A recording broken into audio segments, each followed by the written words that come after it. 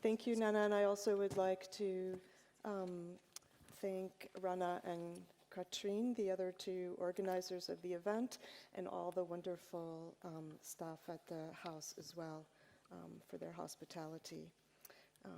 Okay, good, all right. We left from here on this little boat. Normally, we would have sailed directly. We changed directions, but arriving there, we were arrested by the police.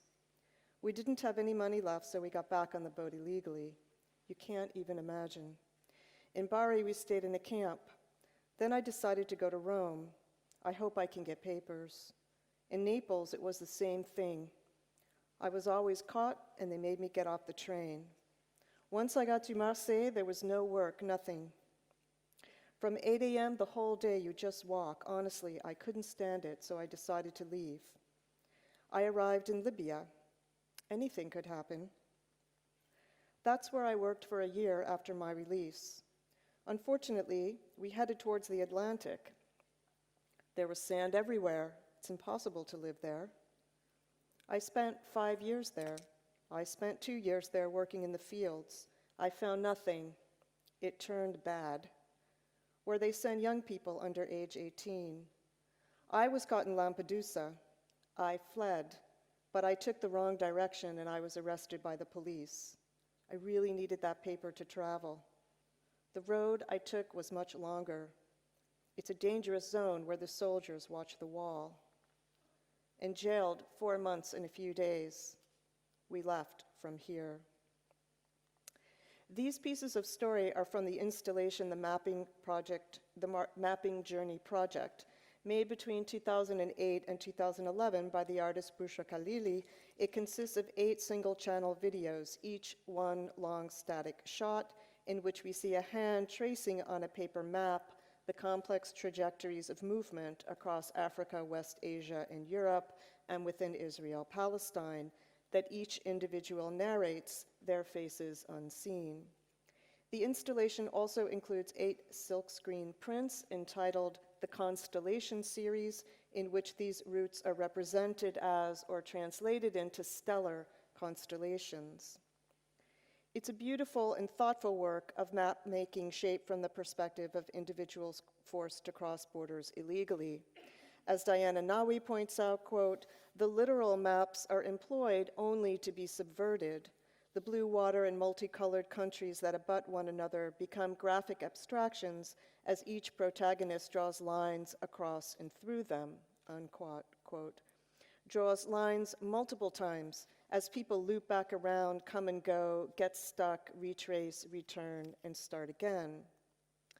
The constant moving of the hand, the marking and tracing of routes in the experiences of them, situate movement in the agency of the person to whom the hand and the story belong, while identifying the force of abstraction in the various nations and their borders constructed out of the history of war, empire, and statecraft.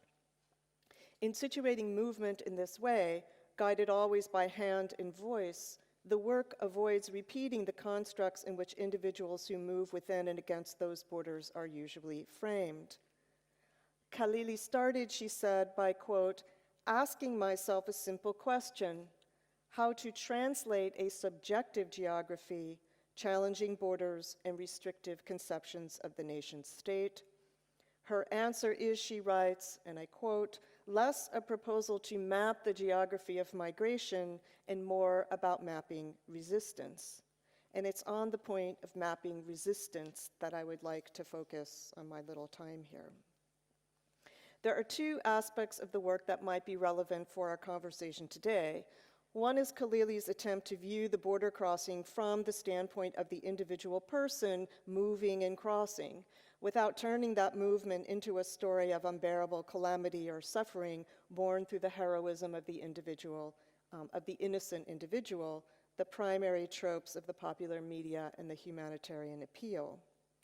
Rather, the narratives in which the I is always embedded in the we with whom I'm on the move and the we I encounter, read like utilitarian directions for travel, affect flat, the entirety of the repressive apparatus of European, North African, and Israeli border control rendered by its objective effects on the person who never moves alone. I fled, we had to change direction, I was caught, I was arrested by the police, we stayed in a camp, we left from here.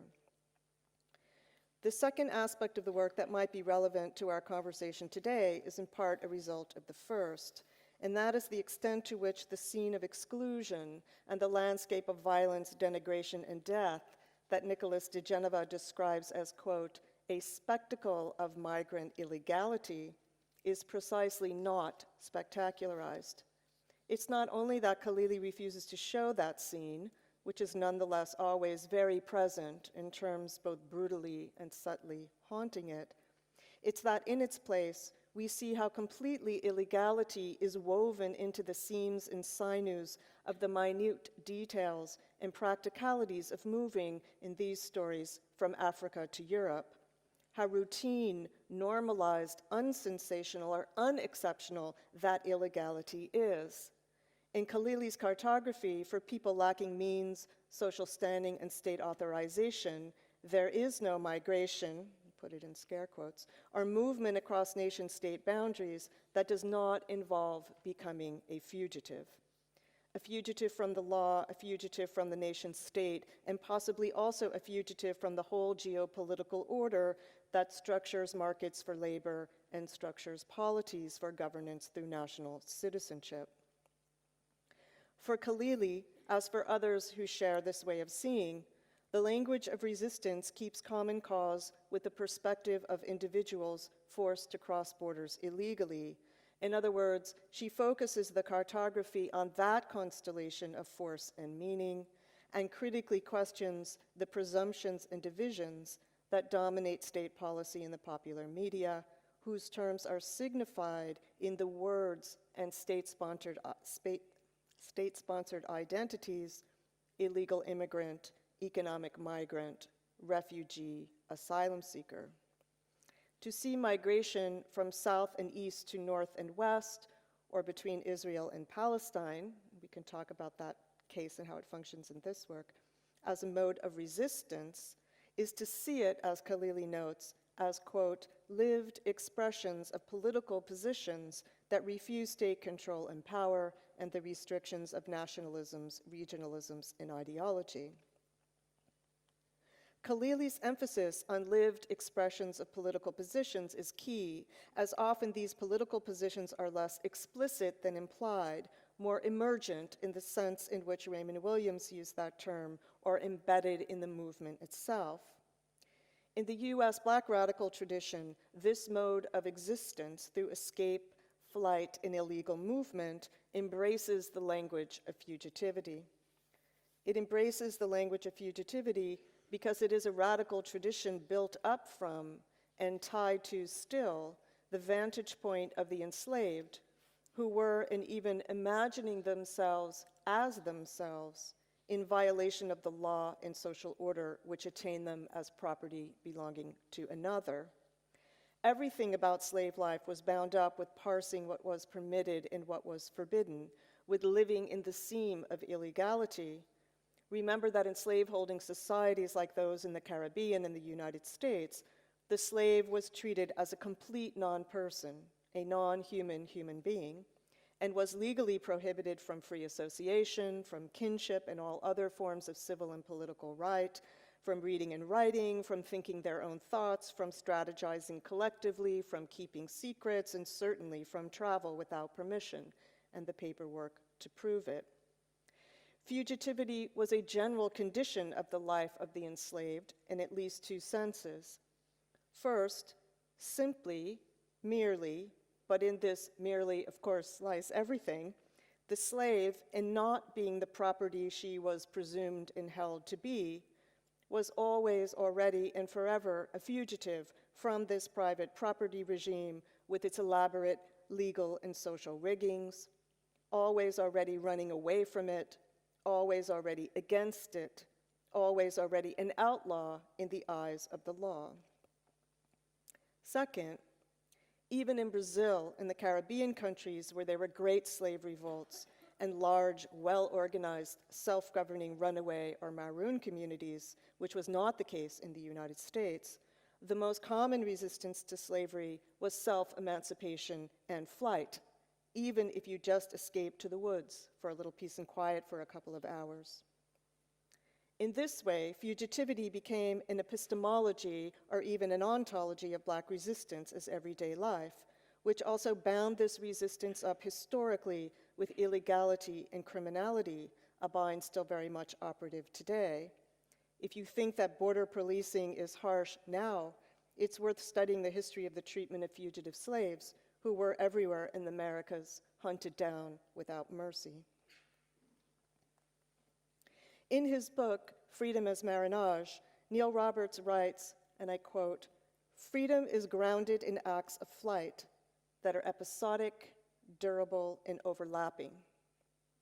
For myself, I've been especially interested in changes to political consciousness and changes in the political mise-en-scène itself that running away produces, or that happens in flight, that happens in that political interval between, you could think of it this way, the no longer and the not yet, the no longer putting up with what is, and the not yet something quite better.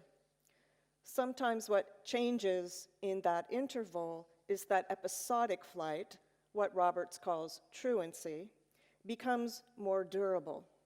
In the US case, as W.E.B. Du Bois showed in Black Reconstruction, it was the mass flight of the enslaved from the plantations that ended slavery and won the Civil War for the North, whose objective, despite white myths still told, was not the abolition of slavery or the emancipation of the slaves, but unification of the nation state around industrial capitalism rather than around a plantocracy. There were around 4 million Black slaves in the US South alone at the start of the Civil War. And when they walked out of the fields, in the workshops, in the kitchens, in the quarters, at first gradually and then in a surging, thoughtful movement, when they inaugurated what W.E.B. Du Bois called, quote, the general strike of the slaves, they abolished the system of plantation capitalism that relied on their bonded labor by abandoning it. What Du Bois is describing is a revolution by flight. He writes, quote, it was a general strike against the conditions of work that involved directly in the end perhaps 500,000 people.